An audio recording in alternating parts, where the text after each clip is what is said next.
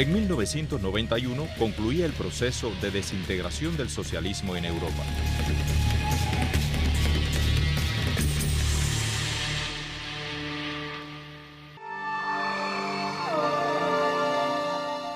El imperialismo, sus aliados y mercenarios recrudecían las acciones terroristas y la guerra económica impuesta a la isla.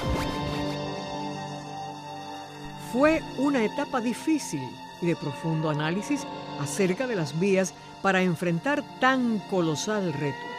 Muchos se cuestionaron en el mundo la posibilidad de que Cuba continuara construyendo el socialismo.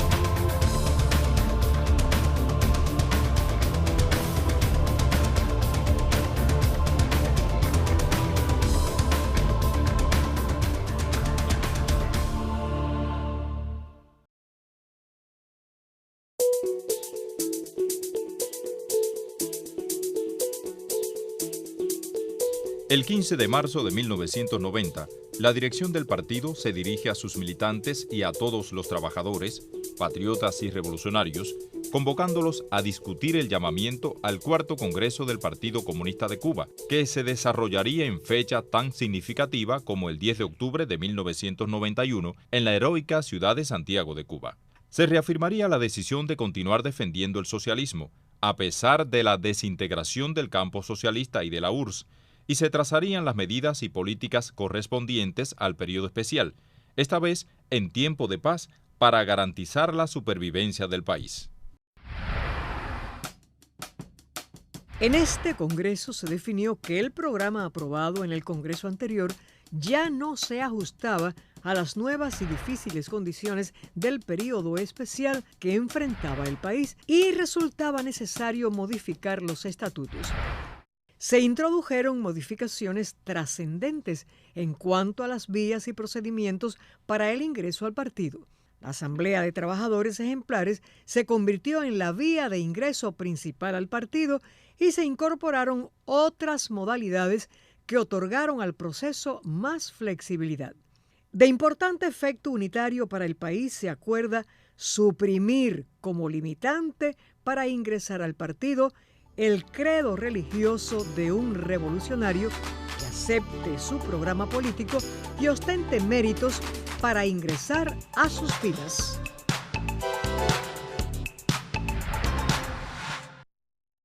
Se le otorgó al Comité Central del Partido facultades excepcionales para implementar decisiones políticas y económicas que en esa coyuntura era necesario adoptar con extremo dinamismo. Se mantenía el principio del partido como fuerza dirigente del Estado y la sociedad, pero con un enfoque conceptual más realista, al definirlo como vanguardia de todo el pueblo de Cuba. Se propusieron modificaciones a la Constitución Socialista de 1976, ajustándola a la nueva situación del país. Su aprobación ulterior en el referéndum popular significó el apoyo y confianza del pueblo en su revolución y el partido.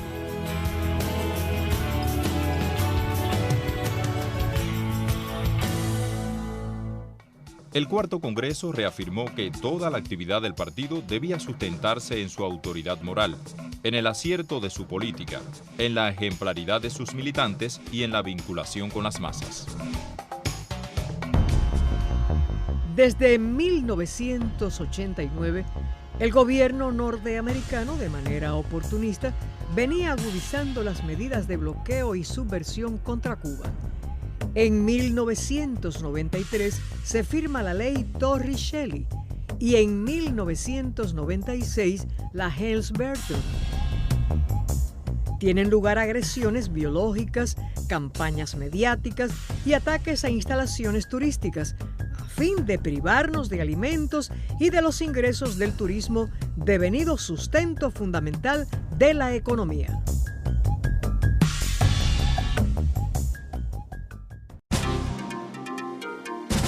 A partir de las decisiones económicas adoptadas, se crean las Unidades Básicas de Producción Cooperativa, VPC, en tierras de empresas estatales, se produce la despenalización de la tenencia de divisas, la legalización del trabajo por cuenta propia, el incremento de las asociaciones con el capital extranjero y el incentivo del turismo en el país. Había que garantizar nuevas fuentes de financiamiento para enfrentar las consecuencias del doble bloqueo: paralización de inversiones, cierre de fábricas, pérdida de mercados y de la capacidad de importación de insumos, alimentos y materias primas, al punto que para 1993 el Producto Interno Bruto del país se había reducido en un 35%. Solo la creatividad, heroísmo y unidad de un pueblo en torno al proyecto de justicia social, encarnado en Fidel y el partido, era capaz de enfrentar tan adversas circunstancias. Los parlamentos obreros de 1994, en que se debatieron las medidas económicas necesarias, reunieron a millones de trabajadores del campo y la ciudad que las apoyaron resueltamente.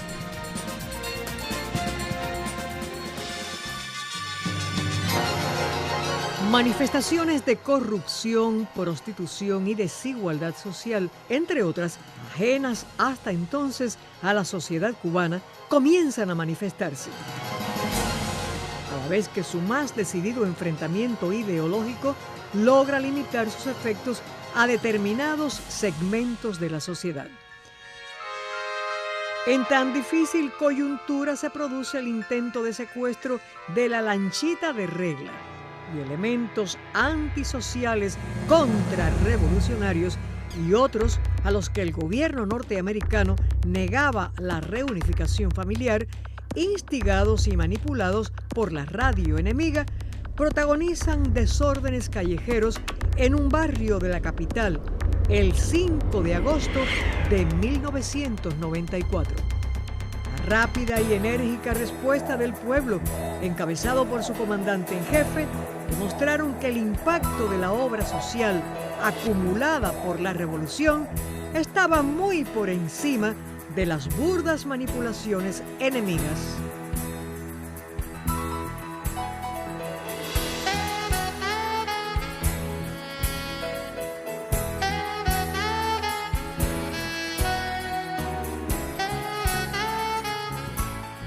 El 16 de abril de 1997, el Comité Central convocó a sus militantes y a todo el pueblo al quinto Congreso del Partido Comunista de Cuba, celebrado posteriormente entre el 8 y el 10 de octubre de ese mismo año. Analizados los principales impactos económicos derivados de la crisis, el Congreso centra su atención en aspectos estructurales de la economía como la diversificación, el crecimiento y la dinamización de las exportaciones, el desarrollo alimentario y la eficiencia económica en sus aspectos energéticos, materiales y financieros, y la utilización de instrumentos económicos y jurídicos más eficaces que permitieron continuar avanzando en la recuperación económica. Las transformaciones revolucionarias en América Latina, en especial las ocurridas en países como Venezuela, Ecuador, Bolivia y Nicaragua, y las políticas independientes y solidarias asumidas por otras importantes naciones del subcontinente, crearon un marco de respaldo económico y político internacional favorable.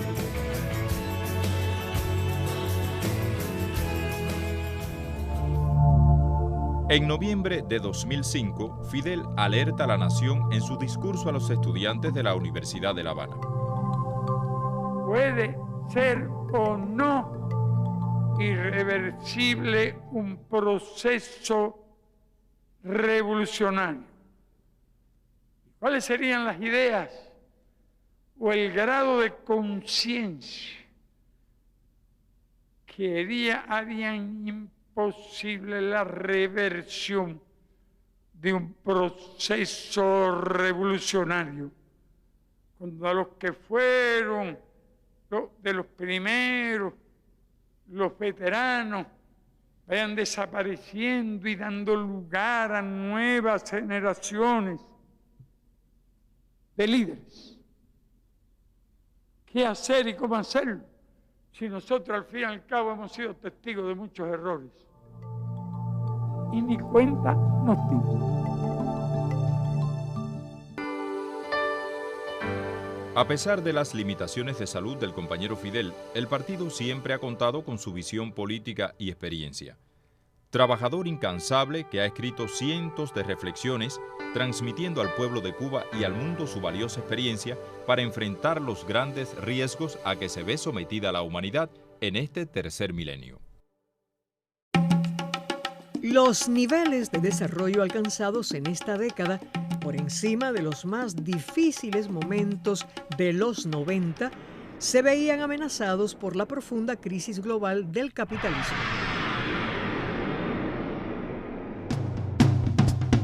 Seguir creciendo de manera autosustentable y satisfacer las necesidades materiales y espirituales crecientes de nuestra sociedad planteaba una actualización de las estrategias de desarrollo de la nación cubana.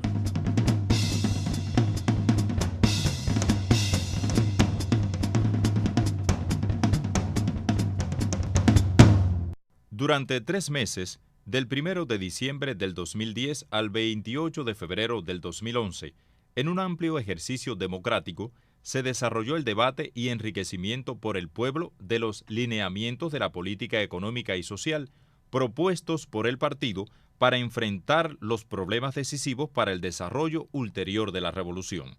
Las 291 propuestas iniciales derivaron finalmente en 313 lineamientos, además de otras modificaciones discutidas y aprobadas por el 6º Congreso del Partido, realizado el 16 de abril de 2011, aniversario 50 de la victoria de Playa Girón, centrando su atención en la actualización del modelo económico cubano. La confianza y unidad mayoritaria de los cubanos en torno al partido y la revolución se puso de manifiesto una vez más.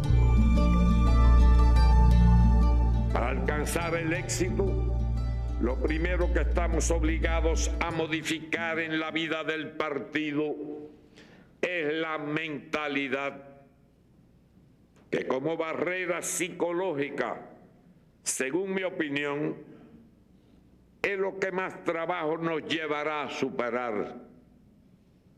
Al estar atada durante largos años a los mismos dogmas y criterios obsoletos, también será imprescindible rectificar errores y conformar sobre la base de la racionalidad y firmeza de principios una visión integral de futuro en aras de la preservación y desarrollo del socialismo en las presentes circunstancias.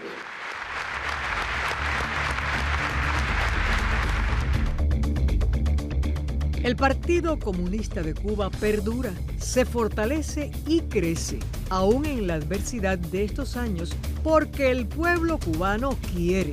Es la conciencia vigilante y la columna vertebral de la resistencia de la nación cubana. Con la unidad monolítica de nuestro pueblo, su más poderosa arma, forjada en el crisol de la lucha, bajo la dirección del jefe de la revolución, Fidel Castro Ruz, por grandes que sean las dificultades y los peligros, seguiremos adelante. ¡Gloria a los mártires de la patria! ¡Viva Fidel! ¡Viva Cuba libre! ¡Viva!